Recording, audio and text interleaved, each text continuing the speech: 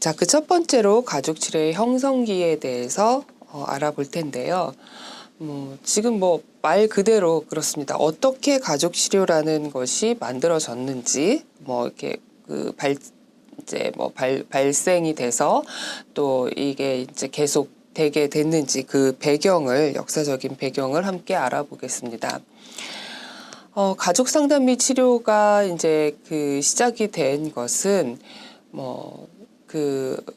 세계 1, 2차 대전 이후입니다. 이 세계대전이 사실은 상담 및 치료 분야뿐만이 아니라 사회, 정치, 경제 이 전반의 인간 생활을 바꿔놓은 것은 맞습니다. 예. 근데 이제 가족 상담이라는 쪽에 들어가서 조금 살펴본다면 우리는 이제 가족의 어떤 안정성 측면에서 그 배경을 살펴볼 수 있을 텐데요. 큰 전쟁 이후에 가족의 안정성이 무너져 버린 건 여러분들도 다 공감하시는 사실이겠습니다. 남자들은 전쟁에 나가고 여자들은 이제 그 전쟁의 그 피해를 고스란히 받게 되고, 특히 아이들은 이제 그 전쟁통에 부모나 가족을 잃어버리는 예가 많아지고요. 그래서 이런 기본 단위인 이 가족이라는 것이 뭔가 해체되고, 또 가족 구성원들이 이제 전쟁으로 이제 많은 구성원들을 잃어버리게 되고, 이런 문제들이 이제 발발하면서 가족에 대한 관심이 더 높아지게 됐습니다.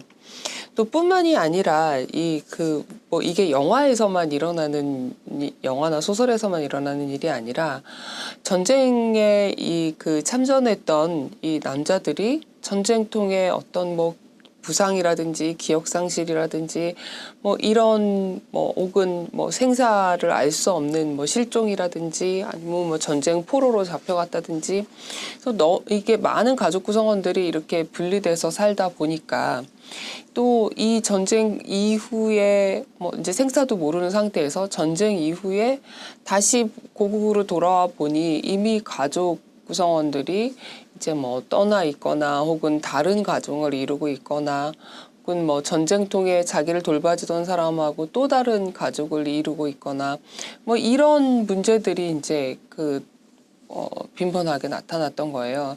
그래서 보니까 전후 재결합 가족이 생겨나면서 뭔가 불화가 더 심해지거나 혹은 급기야는 둘 사이가 적응하기 힘들어서 이혼을 하거나 이런 가족 관계와 둘러싼 다양한 스트레스들이 증가하게 됐고요. 또 항상 이제 전쟁이 끝나고 나면 이 인구가 이제 전쟁통에 많은 이 사람들이 이제 죽게 되니 이제 이게 자연스러운 현상인지 아니면은 우리가 인위적으로 그렇게 만드는 건지 구분하기는 어렵지만 이제 자녀를 많이 낳게 됩니다. 그리고 또 그걸 이제 국가에서나 사회에서 장려하기도 하고요. 그래서 베이비붐 세대가 이제 만들어지는 거죠. 이거는 서양뿐만이 아니라 우리나라도 마찬가지입니다. 한국에서도 60년대, 50년대 말 60년대 초를 이제 베이비붐 세대라고 얘기를 하는 것은 한국 전쟁 이후에, 종전 이후에 이제 많은 가정에서 이제 아이를 낳고 이제 이런 출산과 양육의 이런 것들이 이제 중요하게 장려되면서 이런 이제 인구 변화의 현상들이 일어났는데요. 서구에서도 마찬가지로 세계대전 이후로 베이비붐이 일어나게 됐고, 또 그러한 어떤 다출산들이 가족 생활에 급격한 변화들을 만들게 되었습니다. 또 이러다 보니 이제 사회복지 분야에서는 건강이라든지 혹은 가족의 어떤 해체로 인한 기능의 와해라든지 이런 문제들을 회복해야 되겠다. 회복시키기 위한 어떤 도움이 필요하다라는 인식이 커지게 됐고요. 또 결국에는 복지 쪽에서도 가족의 문제들을 돕는 전문가들을 많이